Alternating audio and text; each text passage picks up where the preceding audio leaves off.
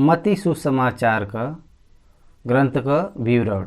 मत्ती सुसमाचार का नया नियम के ग्रंथ में से पहला पुस्तक बा। 4 सुसमाचार पुस्तक में से सबसे पहले रखल गयल यीशु समाचार बाटे। मत्ती यीशु मसीह के 12 शिष्य में से एक शिष्य बायन। एल्पिया का पुत्र बायन, याकूब का भाई बायन। ओकर बदलल नाम बा लेवी। अगर देखल जाए तो ई चुंगी लेवे वाला बयान।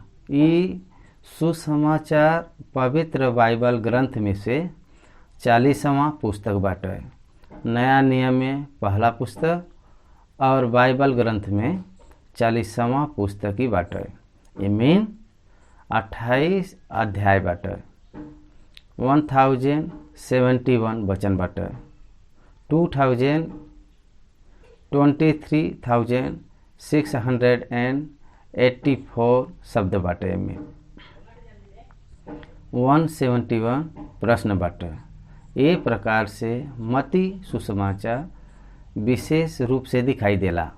मत्ती का अर्थ बाटे यहोवा का दान। ई कफरनहूम नामक स्थान में ई निवास करत रहना। यरूशलेम का भवन रोमी के गवर्नर टाइटस के द्वारा जब गिरायल गया, ईस्वी सन 701 एकरे पहले के समय में, मतलब भवन का गिरावे के पहले ई लिखे बयान। ई सुसमाचार बहुत ज़्यादा विशेष सुसमाचार बाटे। यहूदी बदे ई सुसमाचार लिखल गल बाटे। यहूदी और यहूदी के साथ अन्य जाति का लोग सुसमाचार का वारिस हुई हैं। ई जाने बदे, मतलब सुसमाचार का सच्चाई उद्धार सारा सृष्टि बदे बाटे। ई जाने बदे ये सुसमाचार के लिखल गल बाटे। ये सुसमाचार में परमेश्वर का पुत्र यीशु मसीहा यहूदी लोग जेकर इंतजार करत रहना, ओकर उद्देश्य बाटे ई उ सब इंतजार करत न उहो लोग उ मसीहा हैं। ई बताई उनकर मुख्य उद्देश्य बाटे। मत्ती सुसमाचार में यीशु मसीह प्रभु के राजा के समान वर्णन करे बयान। यीशु मसीह प्रभु के यहूदी का राजा के समान ई बतावल गल बाटे। उतने नहीं, परमेश्वर का राज्य ई सारांश के ऊपर मुख्य रूप से यीशु समाचार गहराई में जानकारी देले बयान। ई हमके जाने के बाटे। बाद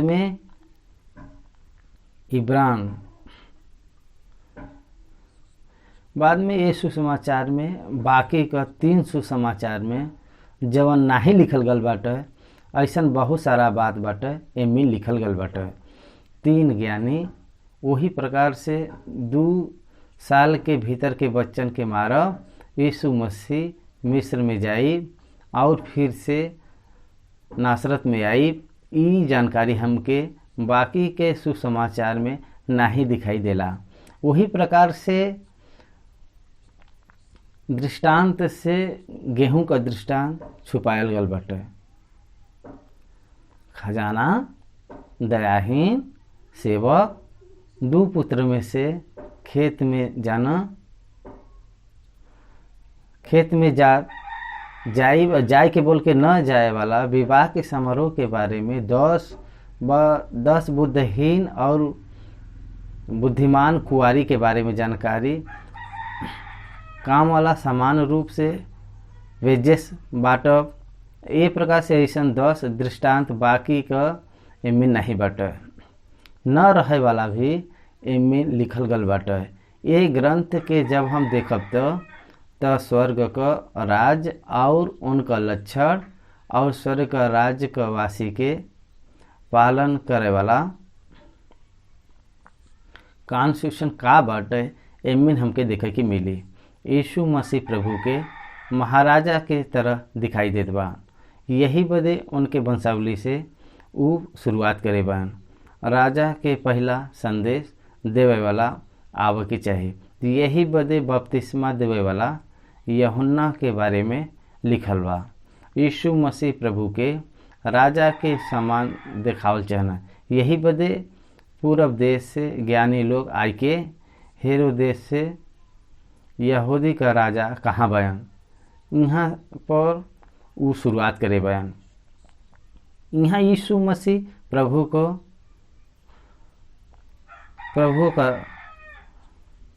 राजा के समान ओकर बतावल चाहना। ये 4 सुसमाचार 4 भावना में यीशु मसीह के प्रेजेंट करे बयान। ई जौन बाटे ये सिंह मतलब ई राजा मरकुस यीशु मसीह प्रभु के सेवक के समान मतलब बैल मतलब सेवक। लूका यीशु मसीह प्रभु के मनुष्य के पुत्र के समान दिखाए बयान। यूहन्ना यीशु मसीह के परमेश्वर का पुत्र के समान दिखाई देले बयान। उकाब का चेहरा। यही बदे 4 सुसमाचार के 4 तरह से बतावे बदे ये लिखल गल बाटे। ई राज्य का नियम कॉन्स्टिट्यूशन पहाड़ का प्रचार में यीशु मसीह प्रभु बताए बयान। एमिन रहे वाला व्यक्ति के कैसे बर्ताव करे के चाहिए एमिन बताए बयान। एकरे बाद यहूदी लोग यीशु मसीह का तिरस्कार करके ओकर विसर्जन करे बयान। यो प्रकार से उद्धार अन्य लोगन के पास गयल। ई मुख्य सच्चाई बाटे। यहूदी के समझ में आवे बदे 21वां अध्याय और 25वां अध्याय के बीच में सारा सृष्टि में प्रचार होए के बारे में 28वां अध्याय में भी लिखल गल बाटे। उतना ही नहीं, यीशु मसीह पहाड़ के प्रचार के साथ में जैतून के पहाड़ का प्रचार बहुत मुख्य रूप से बतावल गल बाटे। परमेश्वर का राज और उनकर अभिवृद्धि बदे लगाए वाला दृष्टांत 13वां अध्याय में 7 दृष्टांत बतावल गल बाटे। उतना ही नहीं, अंत के समय में होए वाला घटना के बारे में, उनकर आगमन और युग का अंत के बारे में 24वां अध्याय में बतावल गल बाटे। एमिन मुख्य रूप से यीशु मसीह का सेवकाई गलील के अंदर और गलीली के चारों तरफ पीरिया में और यरूशलेम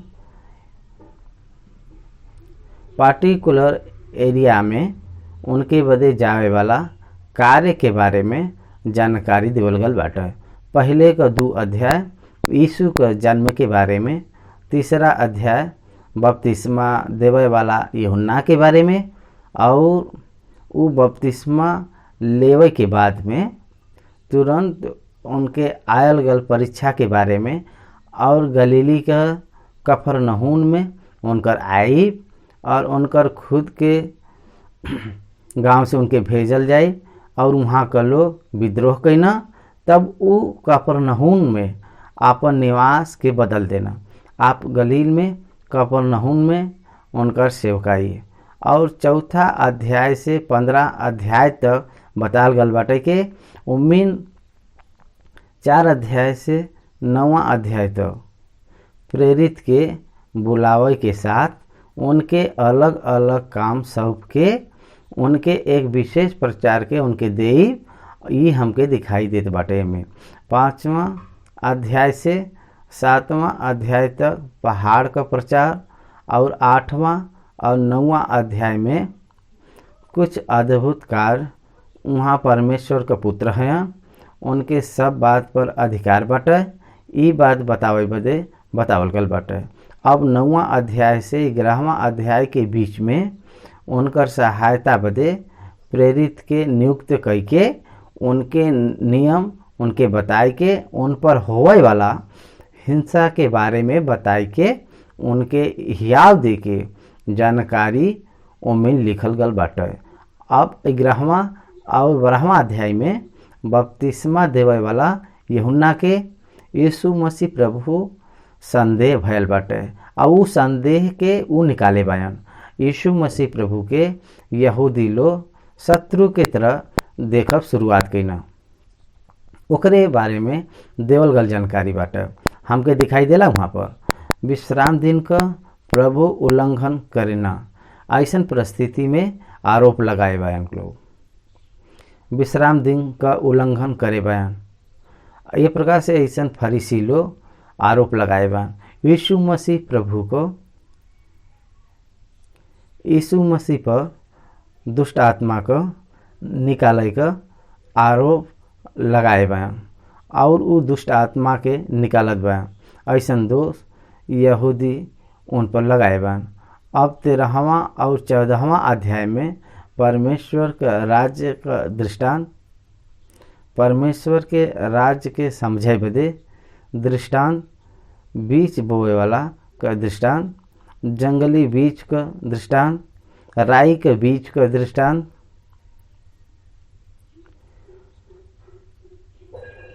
कन्या का दृष्टांत, छिपल गयल खजाना का दृष्टांत, अनमोल मोती का दृष्टांत, ऐसन 7 दृष्टांत परमेश्वर का राज्य समझ में आवे बदे लिखल बयान। यूहन्ना बपतिस्मा देवे वाला यूहन्ना मारल गयल बयान, यीशु मसीह सुने बयान, जीवन का रोटी का वृतांत बतैना और 5000 लोगन के खाना के आए बयान और समुद्र उनके डांट से शांत हुई। और एक ई बात अद्भुत बाटे, 4000 लोगन के भोजन दे। ई बात एक और अद्भुत बाटे और नासरत में उनकर अद्भुत कार्य करब ई 14वां अध्याय में दिखाई देला। और 15वां अध्याय में यीशु मसीह प्रभु पितरन के परंपरा पर ध्यान न देवे के कारण फरीसी का विद्रोह और बढ़ गयल बाटे। अब गलीलिया में उस सेवकाई के रोक के गलील के चारों तरफ के देश में गई ना, सूर और सौदा देश में गई ना। वहाँ कनानी स्त्री के उनकर पुत्री के जमीन दुष्टात्मा रहल ओके चंगा करे बयान। वहाँ पर 4000 लोगन के भोजन दिले बयान। मगदलेन देश में चिन्ह दिखावे बदे फरीसी लोग कहना, तब उनके डांट के कहना कि ओकरे बाद में कैसरिया फिलिप्पी देश में पतरस का सेवा बदे जाई और उनके संकट के बारे में बताई। रूपांतरण पहाड़ पर अपने आप के प्रकट करब, ओकरे बाद में मछली के निकाल के उनके द्वारा टैक्स भरब। ये सब सारा जानकारी हमके 17वां और 18वां अध्याय में दिखाई देला। ई गलील का चारों तरफ का कई सेवा में ई दिखाई देला। वो मोछ आई के गिरे वाला बेटा के चंगा करब, पिता के हियाव दे दिखाई देला। अब 19वां और 20वां अध्याय में पीरिया और यरूशलेम में अंतिम समय के बात के बारे में लिखल गल बाटे। उनके पास छोटा बच्चन के लिए आई और ऐसा बोलब उनके चंगा करब, उनके आशीष दे, जवान धनवान धन बटोर के ओकर पीछा करब, छोड़ के वापस जाई। बारी के मजदूरी के वेजेस का दृष्टांत के 20वां अध्याय में अंधा के चंगा करब, इस 20वां अध्याय में देखे के मिलला।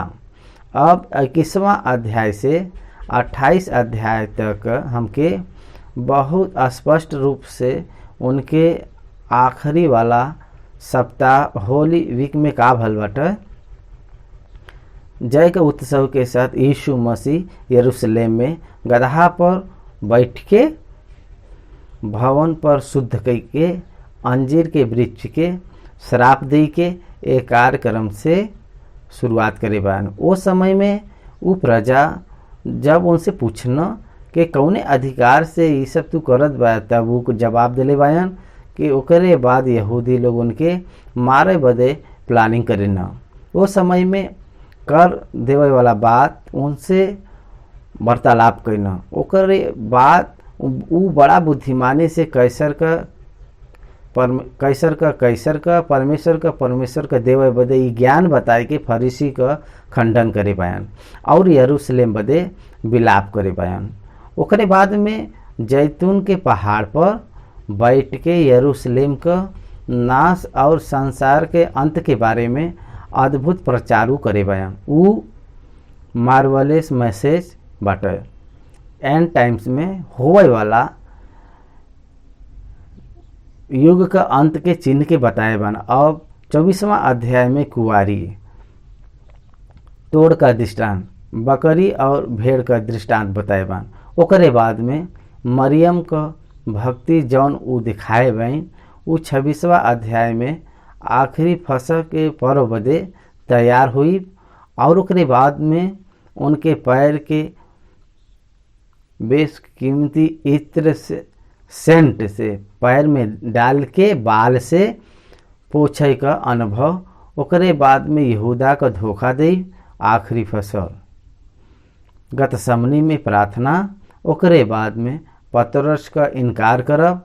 ओ प्रकार से प्रभु को अरेस्ट हुई और क्रूस पर चढ़ाइल जाए, मारल जाए, फिर से जी उठ। ओकरे बाद में चेलन के दिखाई दे। अब 28वां अध्याय के आखिरी में आवे पर उनकर पुनरुत्थान होए के बाद आरोहण होए के पहले उनके प्रकट हुई। उ दिन रविवार रहल, तीसरा दिन रहल जब सब को शुद्ध करे बदे गई न, वहाँ उ नाही बयान पता चलब ओकरे बारे में। और गलील में चेलन के प्रकट हुई। ये सब सारा सृष्टि के सुसमाचार जाए के सुनावा, मतलब परमेश्वर का राज और कलेसिया के बारे में बताई। यीशु मसीह परमेश्वर का पुत्र हैं, ऊ राजा हैं, ऊ आवे वाला बयान ये बताई। प्रभु आपन दूसरा आगमन में बताव आवे के बाद राज्य के इसराइली के दिहा। ई सब बात का जानकारी पावे बदे मती सुसमाचार हमार सहायता करी। यही बदे यह विशेष सुसमाचार बहुत मुख्य सुसमाचार बाटे। ई नया नियम में सबसे पहला पुस्तक बाटे। ए प्रकार से ऐसा रखल गल बाटे। यही बदे ये सुसमाचार का मनन करब हमरे बदे आशीष का कारण होए के चाहिए। ए प्रकार से हम ऐसा प्रभु से विनती करत बाई के क्रम के अनुसार पहले अध्याय से ध्यान हम लोग करल जी। हम बहुत ही गहराई में एकर मनन करब। प्रभु आपके आशीष देवे बदे वचन के द्वारा आशीष देवे बदे ध्यान करब। मती सुसमाचार पहला अध्याय का मनन। ए अध्याय में लिखल गयल वचन का संख्या 25 बाटे। ई 25 वचन में पहले का 15 वचन यीशु मसीह प्रभु का वंशावली बाटे और अब्राहम से यीशु मसीह प्रभु को रहे वाला 42 पीढ़ी का जानकारी। ओकरे बाद 17वां वचन में अब्राहम से दाऊद से बेबीलोन बंदीगिरी में जाई तक, बेबीलोन का बंदी से यीशु मसीह तक जानकारी देके लिखल गल बाटे। अब 18वां वचन से 25वां वचन तक का भाग में यीशु मसीह के जन्म कैसे भल बाटे लिखल गल बाटे। यीशु अपन मंगेतर मरियम के बदनाम नहीं करल चाहत रहना, उनके चोरी से त्याग देवे का विचार करे बयान। तब परमेश्वर का स्वर्गदूत उनके स्वप्न में प्रकट भइना, उनके संदेह के दूर करे बयान। भविष्यवाणी के अनुसार ऊ गर्भवती भइनी, पवित्र आत्मा के द्वारा गर्भवती भइनी। उनके अपने पास लियावा काहे बदे कि उनके गर्भ में जे बाटे ऊ पवित्र आत्मा की तरफ से बाटे। ऐसन स्वर्गदूत कहे बयान। उनके इमानुएल नाम रखल जाई। ई भविष्यवाणी के अनुसार भयल बाटे। ऐसन बताया गल बाटे। यूसुफ नींद से जाग के प्रभु के दूत के आज्ञा के अनुसार अपन पत्नी के अपने यहाँ लिए न, और जब तक वो पुत्र नाही जन्म भयल तब तक वो उनके पासू नहीं गिना, और उनकर नाम यीशु रखना। ये हमके 25वां अध्याय में सक्षम में देवल गया जानकारी बाटे। अब पहला वचन से पढ़ के जानकारी ले। पहला वचन, अब्राहम का संतान, दाऊद का संतान, यीशु मसीह का वंशावली। सिंपली एक वचन में 2000 वर्ष का इतिहास लिखल गल बाटे। अब्राहम से दाऊद तक 1000 वर्ष और दाऊद से यीशु मसीह प्रभु तक 1000 वर्ष, 2000 ईयर्स हिस्ट्री यहाँ पर जानकारी देते बाटे। अब्राहम का पुत्र इसहाक हन, लेकिन अब्राहम को 14वां पीढ़ी के बाद दाऊद का बाटे। काहे परमेश्वर ये प्रकार से लिखे बयान, ये हमके जाने के चाहिए। बाइबल ग्रंथ हमके साफ साफ तरह से आदम से लेके यीशु मसीह तक, मतलब उत्पत्ति के पहले सबसे पहले अध्याय से मत्ती सुसमाचार का पहले अध्याय का प्रभु के समय तक जब हम देखब तो 62 पीढ़ी बाटे। 62 पीढ़ी अब्राहम से, 42 पीढ़ी से यीशु मसीह नया नियम में लिखल गल बाटे। पुराना नियम में आदम से लेके विश्व अब्राहम है ऐसा बतावल गल बाटे। आदम से नूह तक 10 पीढ़ी, नूह से अब्राहम तक 10 पीढ़ी, आदम जल प्रलय के बाद नूह का जीवन, नूह से अब्राहम 20 जनरेशन से पहले का 10 जनरेशन पहले से जल प्रलय के कारण सब कुछ खत्म हो गया रहल। आदम से नूह तक रहे वाला समस्त मनुष्य एक परिवार के छोड़ के सब परिवार वाला नाश हो गल बयान। सिर्फ नाव में रहे वाला ही 8 लोग बचा रहना। नूह और उनकर पत्नी हाम, सेम और यापेत और उनकर 3 पत्नी, 8 लोग बयान। लेकिन जल प्रलय के बाद नूह का संतान भइना ऐसा बाइबल नहीं बताओ। उनकर पुत्र हाम, सेम, यापेत ये तीनों का संतान विश्व भर में जनसंख्या का वृद्धि भयल और उनमें से सेम का वंशावली में से 10वां पीढ़ी में से अब्राहम आल बयान। परमेश्वर का चुना कोई भी मनुष्य के विश्व में या भूमि पर आदम से लेके उन तक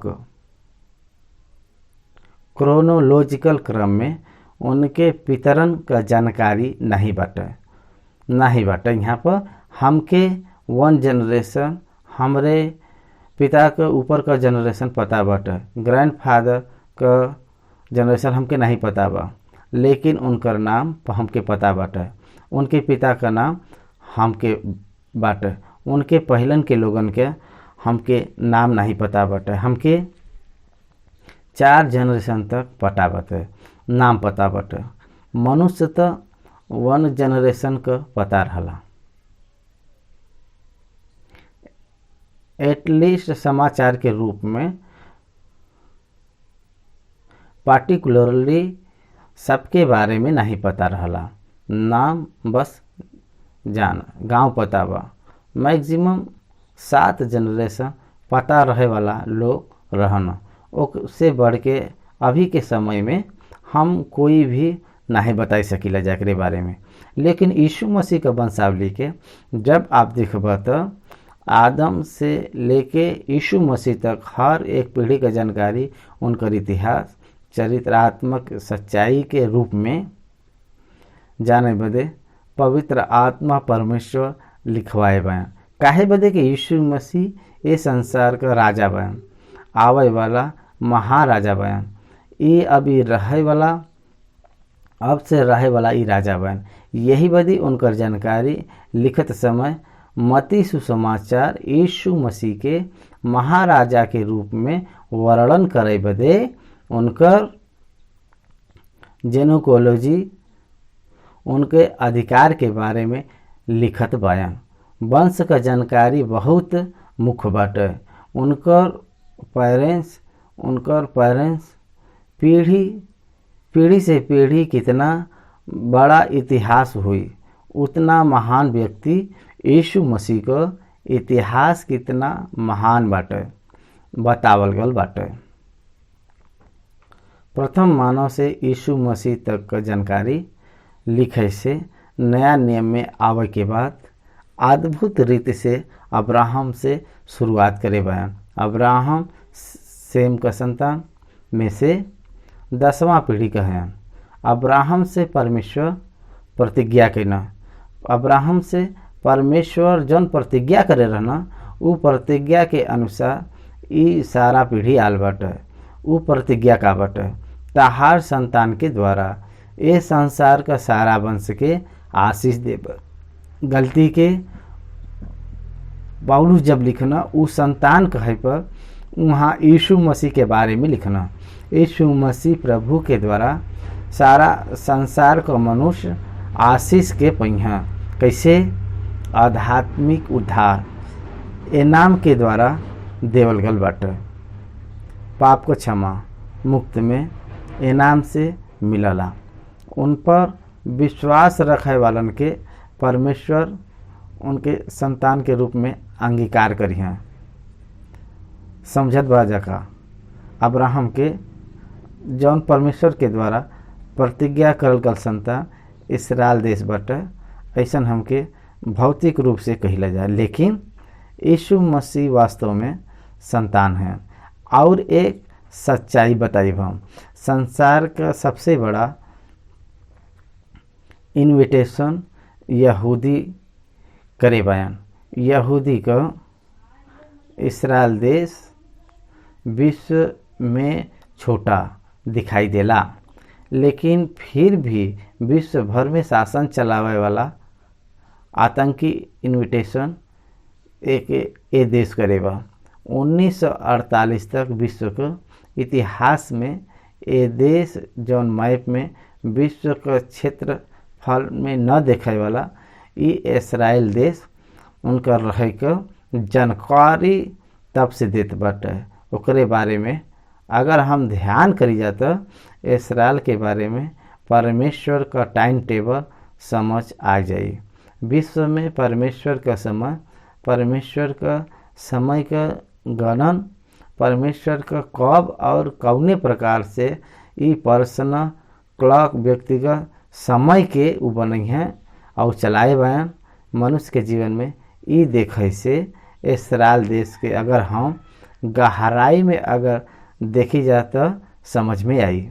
यही बदे उ प्रतिज्ञा के मती पकड़ के रखे बन। यही बदे मती सुसमाचारक अब्राहम से शुरुआत करना। अब्राहम का संतान, दाऊद का संतान, यीशु मसीह का वंशावली, यीशु मसीह का वंशावली कहे पर दाऊद का वंश। दाऊद यहूदा का पुत्र से बयान। याकूब उत्पत्ति 49 में अध्याय में यहूदा के अंतिम समय में आशीष देवे का तरीका के बारे में भविष्यवाणी के रूप में बताई के कहे बयान।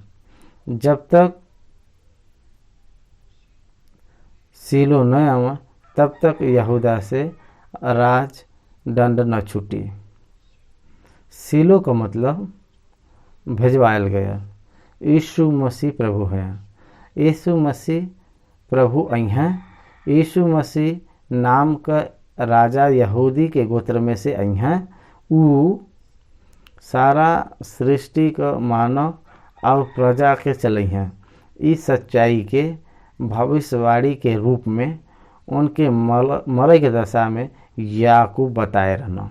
भाई और बहन लोग, भविष्यवाणी का फल यीशु मसीह हयन। बाद में दूसरा वचन से जब हम देखब तो 6वां वचन तक पहले का 14 पीढ़ी के बारे में लिखल गल बाटे। ओकरे बाद दाऊद से मतलब 6वां वचन से 12वां वचन तक बेबीलोन का बंदी गृह में जाई तक पीढ़ी के बारे में लिखल गल बाटे। बेबीलोन में बंदी हो के जाए के बाद से यीशु मसीह प्रभु तो 14 पीढ़ी बाटे। 3 14 से 42 पहले का 15 वचन में 42 पीढ़ी का जानकारी लिखल गल बाटे। पहले का 14 पीढ़ी 1000 वर्ष में पूरा भइल बाटे। दूसरा 28 पीढ़ी जवन जौन बाटे ओके 1000 वर्ष लगल बाटे। मसीह के पूर्व 586 ईयर्स में बेबीलोन का बंदी गृह में उगल बा। इसराइल का यहूदी लोग बंदी गृह में गए बान बेबीलोन में। इसराइल नामक उत्तरी राज असूर में ईसा पूर्व 722 में बंदी होके उ सब गल बा। निन्वे ओकर मुख्य नगर बन रहे। यहूदा दक्षिण राज्य बाटे, मतलब दाऊद का संतान दक्षिण राज्य पर शासन कैना। यरूशलेम मुख्य केंद्र बाटे। 20 राजा का राज्य जौन बाटे करल गयल। 20 राजा दाऊद के वंश से आयल गल बायन। ये प्रकार से ई यहूदा का गोत्र में राज करे वाला राजा में से हम बेबीलोन में जाए के वापस आयल गयल लोगन से राज करे बान ऐसा नहीं दिखत बा। पीढ़ी के बारे में तो लिखल गल बाटे, लेकिन वो राजा के तरह नहीं दिखाई देना। हमके राजा के इतिहास बेबीलोन में जाए तक दिखाई देला।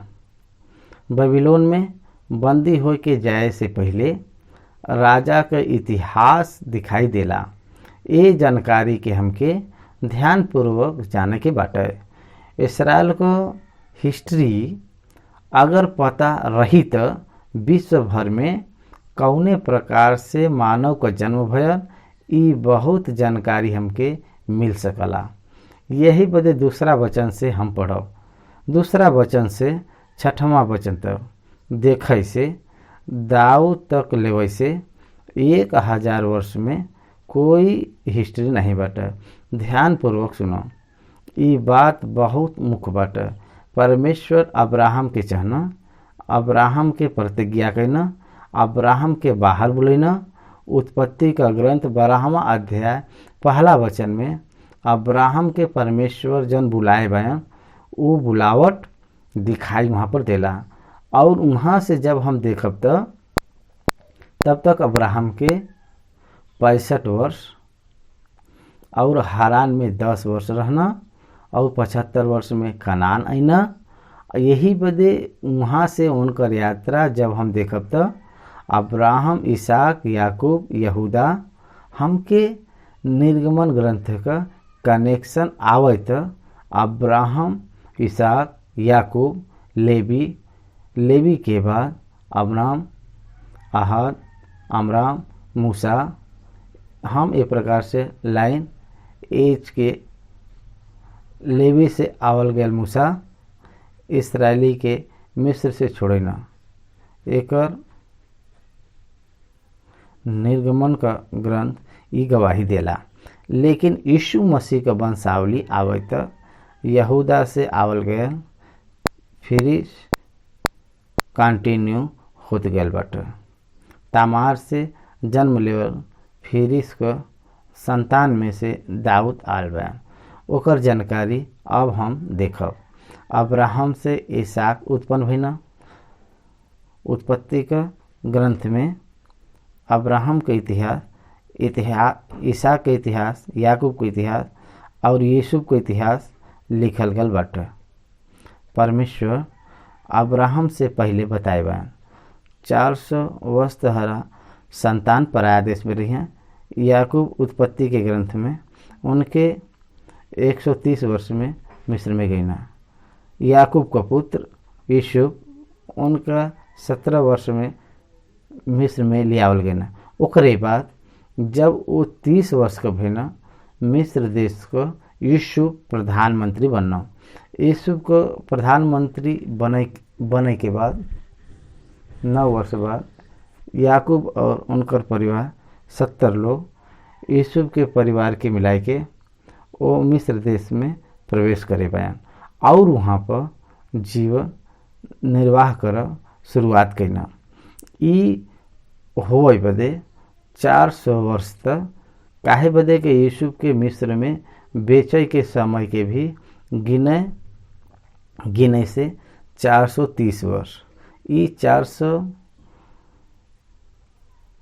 वर्ष उनके वहाँ पर रहे के पड़ा। मिस्र देश से बाहर आवे बदे मूसा का उपयोग करके उनके बाहर ले आवल गया। लेकिन फिर से आप यहोशू के पास आवे तो यहोशू के ग्रंथ के प्रारंभ में आवे पर हमके अलग अलग प्रकार का न्याय अधिपति यहोशू के बाद हमके दिखाई देला। ओकरे बाद में शाऊल के परमेश्वर सर्वप्रथम राजा बनाए के लिए ना शाऊल के पहला राजा बनाए के लावे के बाद शाऊल बिन्यामीन के गोत्र से बयान। शाऊल के बाद दाऊद आईना, दाऊद यहूदा के गोत्र का बयान। दाऊद के बाद सोलोमन आईना। लेकिन दाऊद तक इतिहास ये प्रकार से बतावल जाला कि अब्राहम से इसहाक उत्पन्न भइना, इसहाक से याकूब उत्पन्न भइना और याकूब से यहूदा उत्पन्न भइना और यहूदा और तमार से फिरिस और जोहर उत्पन्न भइना। फिरिस से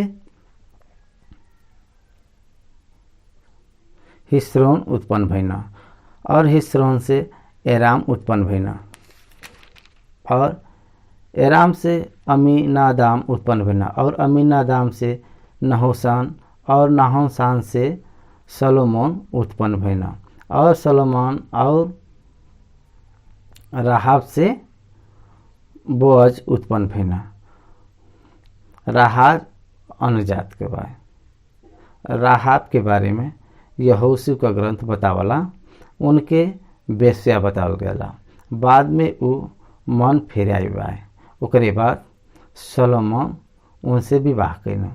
ओकरे द्वारा बोअज उत्पन्न भइना। ऐसन इतिहास हमके याद दिलावला। रूत का ग्रंथ ये हमके बतावला। बोअज और रूत से ओबेद उत्पन्न भइना। रूत मोयाबी हैं। यही बदे यहाँ पर हमके अन्य जाति का राहाब और रूत यहाँ पर दिखाई देते हैं। एमिन से हमके रूत ओबेद के जन्म देनी और ओबेद से ऐसे उत्पन्न भइना और ऐसे से दाऊद राजा उत्पन्न भइना। ऐसे के 8 पुत्र बयान। दाऊद उम्मीन से आखिरी पुत्र बयान। दाऊद का इतिहास हमके पता बाटे। सामुएल के ग्रंथ में दाऊद का इतिहास स्पष्ट रूप से 15-16वां अध्याय से दिखाई देला। यही बदे बाइबल के क्रमानुसार हमके दिखे से एक अच्छा क्रम में इतिहास का पूरा विवरण बतावल गल बाटे। एक फैमिली कौने प्रकार से कंटिन्यू हो गल बयान। एक पर्सन के कौने प्रकार से एक फैमिली में से लेवल गल बाटे ई बतावे बदे ही ई प्रयास भयल बाटे। ये प्रकार से दाऊद का इतिहास बहुत बड़ा बाटे। दाऊद 40 वर्ष राज्य कैना। सामुएल ग्रंथ में उनका इतिहास देखे के मिलला। एक राजा के ग्रंथ में उनका इतिहास दिखाई देला। इतिहास के ग्रंथ में दाऊद का इतिहास दिखाई देला। भजन संहिता में से 75 भजन उनके द्वारा लिखल गया दिखाई देला। एक मेजर हीरो बाइबल ग्रंथ में दाऊद ही दिखाई देना। परमेश्वर के साथ क्लोज इंटीमेसी। परमेश्वर दाऊद के हृदय के अनुसार कई के प्रकट करे बयान। उतना महान आध्यात्मिक व्यक्ति महान राजा के रूप में चमके वाला दाऊद बयान। दाऊद बहुत धैर्यशाली और बहुत बड़ा योद्धा। उम्मीन जौन निपुणता बाटे, उम्मीन जौन हियाव बाटे, उम्मीन जौन विश्वास बाटे, वो देख के तब का प्रजा लोग नमस्कार करना। उतना महान व्यक्ति वो बयान, उतना महान व्यक्तित्व का बयान वो। ये प्रकार से दाऊद साधारण व्यक्ति नहीं बयान। ये प्रकार से अब्राहम के बाद इतना महान दाऊद के इतिहास ही देवल गल बाटे। काहे बदे अब्राहम के इतिहास उत्पत्ति के ग्रंथ में 12वां अध्याय से 25वां अध्याय तक देखे के मिलला। और ये मूल पिता में से अब्राहम और दाऊद का इतिहास बहुत परमेश्वर से जुड़ल बाटे। यहाँ ऐसा दिखाई देला। अब एकरे बाद में दाऊद से सोलोमन वो स्त्री से उत्पन्न भल बयान जौन पहले उरिया की पत्नी रहनी, उरिया के पत्नी रहनी, उसे कहेबा। यहाँ पर न्यू टेस्टामेंट में बेरसेबा न लिख के उरिया के पत्नी बाई, ओकरे साथ दाऊद सोलोमन के जन्म देना। बेतसेबा इनकर नाम यहाँ पर न लिखे के पर परमेश्वर उरिया के पत्नी ऐसा संबोधन करना, ओकरे द्वारा सोलोमन उत्पन्न भइना और सोलोमन से रहबाम उत्पन्न भइना, रहबाम से अबिया उत्पन्न भइना और ये सब राजा हैं, किंग्स हैं। और अभिमान से आशा उत्पन्न भइना और आशा से यहोशापात उत्पन्न भइना और यहोशापात से योराम उत्पन्न भइना और योराम से उज्जिया उत्पन्न भइना, उज्जिया से योताम उत्पन्न भइना, योताम से आहाज उत्पन्न भइना और आहाज से हिजकिया उत्पन्न भइना। हिजकिया इज़ द ग्रेट किंग। उनके बारे में यशायाह का ग्रंथ 38वां अध्याय बतावला है। हिजकिया से मनश्शे उत्पन्न भइना और मनश्शे से आमोस उत्पन्न भइना और आमोन से होशिया उत्पन्न भइना और बंदी होई के बेबीलोन जाए के समय में होशिया से यकुन्या और उनकर भाई उत्पन्न भल बयान। बेबीलोन में बंदी होके जइहा ई परमेश्वर पहले से निर्णय ले ले बयान। इर्मिया 50वां अध्याय में कहे रहना कि बेबीलोन में चाह वहाँ पर तहा कुशल होई, ऐसा प्रचार करना। परमेश्वर तहरे बदे बेबीलोन के नियुक्त करे बा, काहे बदे के तहार पूर्वज यरूशलेम में रह के धर्मशास्त्र का चौथा आज्ञा विश्राम दिन को उल्लंघन करे बा। वो कारण से देश का परमेश्वर विश्राम देवे बदे उ 70 वर्ष बंदी बनाए के उनके वहाँ भेजना। मतलब परमेश्वर मूसा के पहले से बताए रहना, का बताए रहना कि जब प्रजा हमारे आज्ञा का उल्लंघन करके चले हैं तब हम खुद इन लोगन के पराया देश के हाथ में हम कह देवे, ऐसा वो बताए बन। यहाँ बंदी बनाए के ले जात बन कहता ओके पूरा करना। न्यायी के ग्रंथ में 13 न्यायी के समय के जब हम देखब तब एक न्यायी रहे पर उनके अधीन रहत न, उनके मरे के बाद वो फिर कनानी के साथ मिल के मूर्ति पूजा करत न। परमेश्वर उनके शत्रु के हाथ में सौंप देत रहना, फिर से रोवत न, फिर से विनती करत न, फिर पश्चाताप करत न, फिर परमेश्वर एक नया न्यायी के भेजत न। वो प्रकार से क्रम में सामुएल तक भेजत गए न।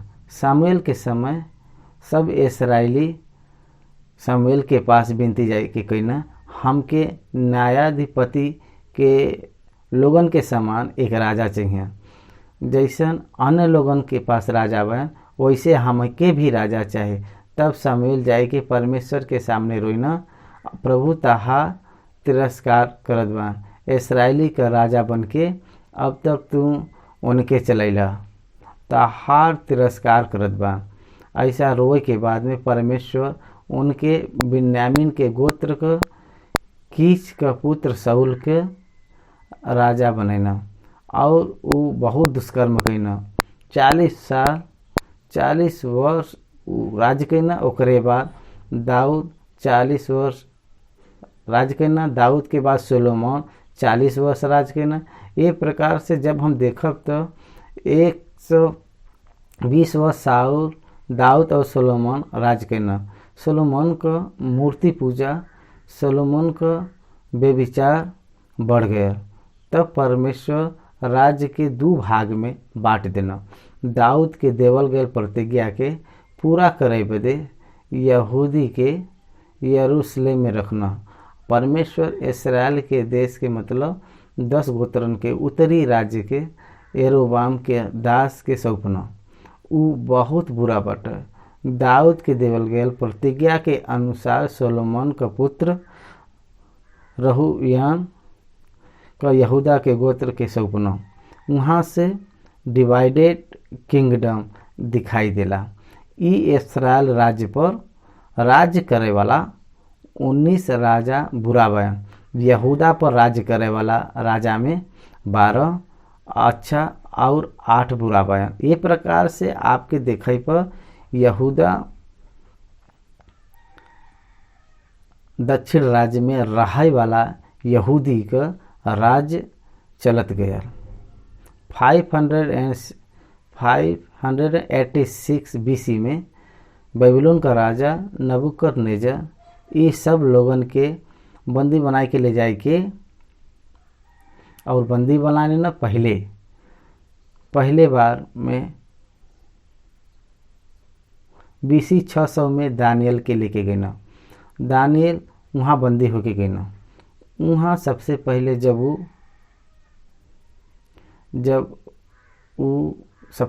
वो वार करना तो सबसे पहले दानियल के ले गए ना। ये इतिहास के जब हम देख लिया परमेश्वर के द्वारा 70 वर्ष का बंदी होई देश बदे विश्राम बदे देना। देश का छुटकारा होए बदे देश 70 वर्ष विश्राम के पावे बदे परमेश्वर योजना बनाए के इनके बेबीलोन में लिए न।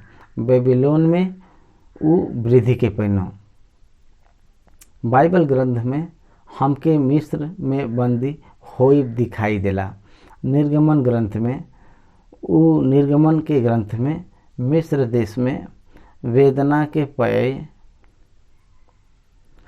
लेकिन यहाँ पर बेबीलोन के बंदी बतावल गल बा। लेकिन यहाँ पे वृद्धि के पय कितना आशीष के पाए बा। बेबीलोन के बाद महादयल से कोइस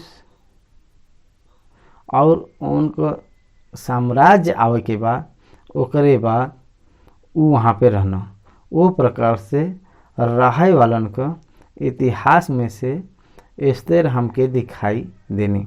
नहम्या अर्धशत राज्य के पास निकल के यरूशलेम के शहर पनाह के बनैना। कोरिस के समय में वो वापस आना आय के भवन का निर्माण करना। बीसी 536 में कोरिस के आज्ञा के अनुसार ये वापस आना। बीसी 516 में वो भवन की शुरुआत करना। 586 से 516 से 70 वर्ष गिनल गया। ये प्रकार से जब हम ध्यान देवे तो परमेश्वर ये इतिहास के खुदय निर्णय करके बनाए बन। अब बेबीलोन में जाए के बाद का इतिहास यकोन्या से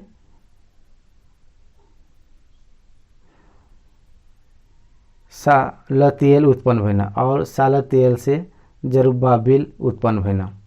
ये जरुब्बाबिल पुरुष के आज्ञा के अनुसार यरूशलेम में वापस आए के भवन के बनेना। जरुब्बाबिल परमेश्वर के भवन का निर्माण करना। उनके समय में हग्गै प्रेरित हुई के ग्रंथ के शुरुआत करना। जरुब्बाबिल में परमेश्वर के भवन के पुनः निर्माण करना। जरुब्बाबिल के साथ आवल गया यहूदी परमेश्वर के भवन का निर्माण में सहायता करे बयान। 13वां वचन जरुब्बाबिल से अबीहूद उत्पन्न भइना। अबीहूद से इल्याकीम उत्पन्न भइना और इल्याकीम से हाजोर उत्पन्न भइना। हाजोर से सदोक उत्पन्न भइना और सदोक से अखीम उत्पन्न भइना और अखीम से एलीहूद उत्पन्न भइना। एलीहूद से एलियाजर उत्पन्न भइना। एलियाजर से मत्तान उत्पन्न भइना। मत्तान से याकूब उत्पन्न भइना और याकूब से यूसुफ उत्पन्न होना जौन मरियम का पति रहना और मरियम से यीशु जौन मसीह कहलावना वो उत्पन्न भइना। बाइबलोन के बंदी होए के बाद का 14 पीढ़ी हमके 16वां वचन पर ये समाप्त होला। ए प्रकार से अब्राहम से दाऊद तक 14 पीढ़ी भयल और दाऊद से बेबीलोन के बंदी होई के पहुँचावे तक 14 पीढ़ी और बंदी होई के बेबीलोन के पहुँचा जाए का समय से मसीह तक 14वां पीढ़ी भयल। ए प्रकार से बंदी होई के पहुँचावा जाए तो 14 पीढ़ी पूरा 42 पीढ़ी भयल। इतना इतिहास हम कहीं पर भी देखे के न मिली। कोई भी मानव के जीवन में प्रथम पुरुष से पार्टिकुलर ए पर्सन तक बतावे बदे संसार में यीशु मसीह के छोड़ के और कोई भी नहीं बटा। यीशु मसीह प्रभु एक 62 पीढ़ी का इतिहास बाटे। ई बहुत महान इतिहास बाटे। अब 18वां वचन से यीशु मसीह प्रभु के जन्म के बारे में लिखल गल बाटे। यीशु मसीह के जन्म ए प्रकार से भल के जब माता मरियम का मंगनी यूसुफ के साथ हो रही तब उनकर इकट्ठा होवे से पहले अंडरलाइन कर उ इकट्ठा होए से पहले ही उनकर मंगनी होए के बाद इकट्ठा होए से पहले ही उ पवित्र आत्मा के ओर से गर्भवती पावल गए। यहाँ पर एक मुख्य बात हम आपके बताए। लूका का सुसमाचार में माता मरियम से गाब्रिएल का दूत से कहल गल बात आपके बहुत ध्यानपूर्वक समझे के चाहिए। उ का हवा हम पुरुष के नहीं जानत भाई ई कैसे संभव होई। ऐसन वो गाब्रिएल दूत से बात करत समय गाब्रिएल दूत ई जवाब दिले बा के लूका सुसमाचार 1:35 वचन में स्वर्गदूत उनके उत्तर देना पवित्र आत्मा तहरे पर उतरी और परम प्रधान के सामर्थ तहरे पर छाया करी। यही बदे उ पवित्र जौन उत्पन्न होए वाला बयान वो परमेश्वर का पुत्र कहले हैं। यहाँ पर एक मुख्य सत्य के जाने के बाटा है। पवित्र आत्मा के सामर्थ्य के द्वारा पुत्र उत्पन्न होत बान, लेकिन स्त्री का कोई भी भौतिक प्रमाण नहीं बाटे।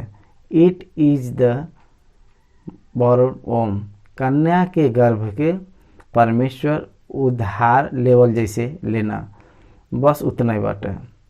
एकरे अलावा उनके आड़ से कोई भी प्रकार का निर्णय नहीं भल बाटे। ई हमके जाने के बाटे। काहे बदे के यूहन्ना के सुसमाचार पहले अध्याय में आदि वचन रहल, वचन परमेश्वर के साथ रहल और वचन परमेश्वर रहना। यह आदि वचन परमेश्वर के साथ रहना वो वचन के बारे में लिखत समय कहता बा और वचन देहधारी भयल और अनुग्रह और सच्चाई से परिपूर्ण होई के हमरे बीच में डेरा करे। 14वां वचन यूहन्ना 1:14 वचन देह का धारण करना अनुग्रह और सच्चाई से परिपूर्ण होई के हमरे बीच में कहे वाला यीशु मसीह वचन का देह रूप होया। वचन शरीर के धारण करे। ये प्रकार से एमीन स्त्री पुरुष के संपर्क में आवे वाला गर्भ नहीं बाटे। ई पहली बात बाटे।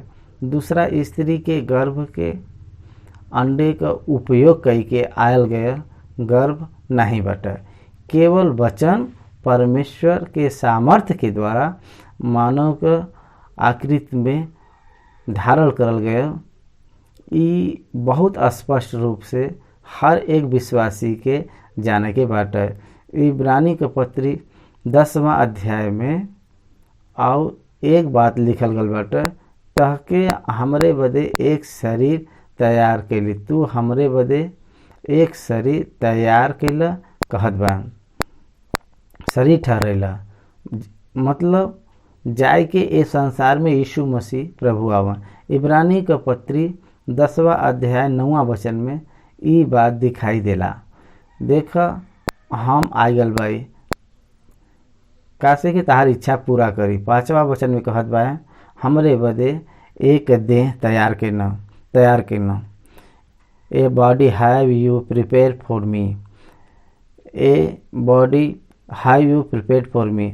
हमरे बदे एक देह के तू तैयार केला यही बदे ई समझ में आवत बाटे का ई बात। एमिन मानव का पात्र काम कुछ नहीं बाटे। मानव का आकृति में परमेश्वर का वचन बदल गल बाटे। यही बदे बिना कोई संदेह का पवित्र आत्मा के सामर्थ्य के द्वारा वचन देहधारी बन के कुआरी के गर्भ से बाहर आया। एमिन मानव का कोई भी काम नहीं बाटे। 19वां वचन मतलब अतः उनकर पति यूसुफ जौन धर्मी रहना और उनके बदनाम करल नहीं चाहत रहना, उनके छुपके से त्याग देवे के विचार करना और गर्भवती बाई। ई बात यूसुफ के वो बताए हुए हैं। काहे बदे कि हम ऐसा सोचत बाई वो प्रकार से समाज में लीक न हो बदे दूसरन के द्वारा ई समाचार मिलल ऐसा कहीं भी नहीं दिखाई देला। यही बदे जौन समाचार उनके मिलल ओकरे कारण ओके बदनाम नहीं करल चाहना। व्यवस्था ब्यूरो का गवाही देला। एक स्त्री मंगनी होए के बाद वो गर्भवती बाटे। पता चले के बाद ओके उ गर्भ के कारण रहस्य में रखे के कारण ओके पत्थर फेंक के मारल चाहिए ऐसा लिखल बाटे। ये प्रकार से वो धर्मी बयान और धर्मी यूसुफ उनके चुपके से त्याग देवे के विचार करना। उनके उद्देश्य के जाने वाला परमेश्वर उनके पास अपने दूत के भेजना। प्रभु का स्वर्गदूत उनके स्वप्न में दिखाई दे के कहे लगना, हे यूसुफ दाऊद का संतान, तू अपन पत्नी मरियम के अपने यहाँ ले आवे से मत डरा। काहे बदे कि जौन उनके गर्भ में बा उ पवित्र आत्मा के ओर से बाटे। सबूत उनके पास का बाटे? पवित्र आत्मा के द्वारा ई भयल बाटे। ई कहे पर यीशु विश्वास करे बदे साधारण व्यक्ति नहीं बयान, धर्मी बयान, वचन को जानत बयान। यही बदे बतैना उ पुत्र जनिह तू उनकर नाम यीशु रखिह। काहे बदे के उ अपने लोगन का उनके पाप से उद्धार करिए। भविष्यवाणी में जौन कहल गल बाटे उ पूरा होए बदे ई सब होत बाट कहत बा। भविष्यवक्ता के बात का बाटे? यशायाह का ग्रंथ 7 के 14वां वचन सुना, एक कुंवारी गर्भवती हुई है और वो पुत्र जनी है और उनकर नाम इमानुएल रखल जाई कहे बयान। ई बात अगर लिख कर न रहत तो वो यीशु विश्वास न करता। देखा एक कुंवारी गर्भवती हुई और पुत्र जनी। It is the scripture of God. ई परमेश्वर का वचन हवा। यशायाह का भविष्यवाणी बाटे। ई भविष्यवाणी यूसुफ के कन्विंस करे। पुरुष के बिना यीशु का जन्म ले असंभव बाटे। ई असंभव काम बाटे, लेकिन एक के ई चांस बाटे। उ के हवा? एक कुंवारी गर्भवती हुई है और पुत्र जन है और ओकर नाम इमानुएल रखल जाई। इमानुएल का मतलब परमेश्वर हमरे साथ बयान। परमेश्वर मनुष्य के साथ रहे बदे एक कुंवारी के गर्भ का इस्तेमाल करिहा। उ यीशु के रूप में उतर अइहा। यशायाह का ग्रंथ 9:6 में काहे बदे के हमरे बदे एक बालक उत्पन्न भइना, हमके एक पुत्र देवल गल बाटे। भविष्यवाणी एक प्रकार से स्वर्गदूत जब भविष्यवाणी के उनके उठाए के दिखेना तब वो विश्वास करना। उनके चुपके से त्याग देवे का विचार करे वाला यीशु स्वर्गदूत के बात पर विश्वास करना और उनके अपने साथ लेना। उ का हुआ? कुंवारी गर्भवती हुई है और पुत्र जन्म है। इमानुएल नाम रखल जाई। उ अपने लोगन के उनके पाप से छोड़ाई के उद्धार करिए। ये प्रकार से यीशु का मतलब उद्धार करता। मसीह का मतलब है अभिषिक्त। मीका के ग्रंथ 5वां अध्याय में बतावल गल बाटे, बैतलहम ए प्रता अगर तू इतना छोटा भया कि यहूदा का 1000 में गिनल नहीं जाला, तब पर भी तोहरे में से हमरे बदे एक पुरुष निकली हैं जौन इस्राएली लोगन को इसराइली में प्रभुता करे वाला हुई हैं, ऐसा बतावल गल बाटे। ये प्रकार से यीशु मसीह प्रभु बैतलहम में जन्म भइल। ई 550 वर्ष पहले मीका भविष्यवाणी करे बा। उनके जन्म लेवे के स्थान के बताए बा। ऊ कुआरी से जन्म ली हैं बताए बा। ऊ परमेश्वर का पुत्र हम बताए बा। ऊ बलवंत परमेश्वर का मानव के स्वरूप में अइहा बतावल गल बाटे। उतना ही नहीं, उनके जन्म लेवे के बाद पूर्व में तारा चमकी और बहुत सारा भविष्यवाणी यीशु के जन्म के बारे में बतावल गल बाटे। उ सबके पूरा होए के समय आ गल बाटे। यूसुफ जान ले बा। यही बदे यूसुफ का दाऊद का संतान यूसुफ ऐसा पुकाना यूसुफ दाऊद का संतान। वास्तव में अगर यहाँ पे हम देखब तो यूसुफ केकर संतान बयान याकूब का पुत्र हम दिखाई देत बा। ओरिजिनल पिता याकूब हयान, लेकिन एनसिस्टर मतलब पितर दाऊद का संतान बयान। विश्वास में यूसुफ के बड़ा नहीं मिला। यूसुफ धर्मी बयान। और एक विचित्र बात है यूसुफ के न्यू टेस्टामेंट में कोई उनका मुंह का बात, एक भी बात पवित्र आत्मा परमेश्वर रिकॉर्ड नहीं करे बयान। ऊ ये बात बोले बयान। ऐसा इतिहास में पवित्र आत्मा परमेश्वर कहीं भी नहीं लिखवाए बयान। ऊ पुत्र जन्म है और ऊ अपने लोगन ओकर आपन के हवे ऊपर विश्वास रखे वालन के ऊ रक्षा करना। यही बदे उनकर नाम यीशु रखे है। यीशु का अर्थ होला उद्धारकर्ता। प्रभु अपने भविष्यवक्तन के द्वारा कहल गल बात के पूरा होए बदे ई सब भयल बाटे। इमानुएल का अर्थ हवे परमेश्वर हमरे साथ बा। यूसुफ जाग गई ना। यूसुफ जब नींद से जाके प्रभु के दूत के आज्ञा के अनुसार अपने पत्नी के अपने यहाँ लेना और साधारण रूप से नहीं बतेना, आज्ञा देना। कमांडमेंट स्वर्गदूत का आज्ञा के अनुसार the angel of the Lord commanded him उनके स्वर्गदूत आज्ञा देना कि मत डर, लियाव ही के पड़ी। ऊ आज्ञा हवा परमेश्वर का आज्ञा का पालन करब ही बाटे। ऊ अपने पत्नी के लिए ना ऐसा लिखल बाटे। अपने पत्नी के लिए ना मंगनी होए के बाद ऊ गर्भवती भईनी। दर्शन के बाद उनके पत्नी के रूप में स्वीकार कैना। ओकरे बाद ओके जन्म देवे वाला पुत्र पिता के स्थान में ऊ अइना। यही बदे ई बढ़ई का बेटा नहीं बन का, यीशु का बेटा नहीं है का। ये प्रश्न का सामना ऊ कैना। यही बदे परमेश्वर वो परिवार के चुनना। यीशु के कारण यीशु मसीह यहूदा के गोत्र को बना।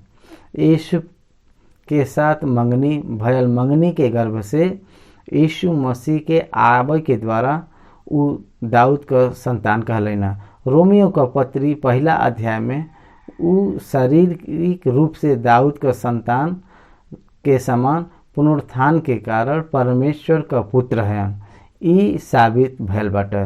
भौतिक जन्म के कारण मरियम से जन्म लेवे के कारण यूसुफ के गोत्र में से यहूदा के गोत्र में ऊ प्रवेश करे बयान। मृतक में से जी उठ के ऊ परमेश्वर का पुत्र है ई साबित करना। रोमियो का कलेसिया के पौलुस यह लिखना यीशु मसीह यहूदा के गोत्र हैं। यीशु मसीह मनुष्य के रूप में यहूदा के गोत्र से आल बयान।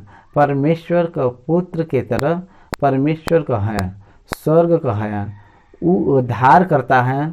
ऊ अपने प्रजा के दास से पाप से छोड़े हैं। मतलब अनंत काल का जीवन वारिस होई सिर्फ यीशु मसीह के द्वारा ही संभव बाटे। और एक और द्वार मार्ग हम भाई और एक और कोई द्वार कोई मार्ग नहीं बाटे। हमरे द्वारा कोई भी पिता के पास नहीं जा सकला है। हम ही मार्ग है, हम ही रास्ता है। हमरे द्वारा छोड़ के हमरे अलावा कोई भी पिता के पास नहीं जा सकला। ये निश्चय यीशु मसीह कहे बयान। हम ही मार्ग सत्य और जीवन है बताए बयान। भाई और बहन लोग, यीशु मसीह अकेला स्वर्ग का मार्ग है। उत्पत्ति का 28वां अध्याय में याकूब जब सीढ़ी देखना वो एक सीढ़ी देखना और वो एक मार्ग बटे, वो मार्ग यीशु मसीह है। देहधारी बन के वो हमरे बीच में अनुग्रह और सच्चाई के साथ निवास करना। आखिरी वचन के पढ़ो, और जब तक वह पुत्र न जनी तब वो उनके पास नहीं गिना और उनका नाम यीशु रखना। उनकर पुत्र जन्म लेवे तब बतलहम गईना। वो कैसे बतलहम गईना हम आगे बताए। जब तक वो पुत्र नाही जन्मनी तब तक वो उनके पास नहीं गिना, मतलब उनके पत्नी के तरफ स्वीकार करके उनके साथे नहीं रहना, ऐसा मतलब बाटा। ऑल द वर्ल्ड